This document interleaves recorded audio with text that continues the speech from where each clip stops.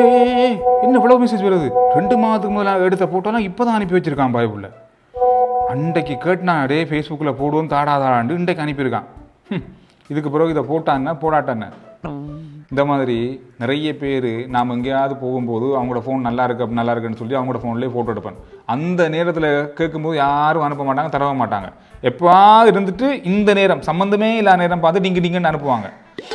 அப்போவே நினச்சி கொள்ளுங்க, அவங்க உங்களோட ஃபோட்டோக்குள்ளே அவங்களோட ஃபோன்லேருந்து அழிக்கிறாங்க. மெமரி ஃபுல்லாகிட்டுன்னு அர்த்தம்.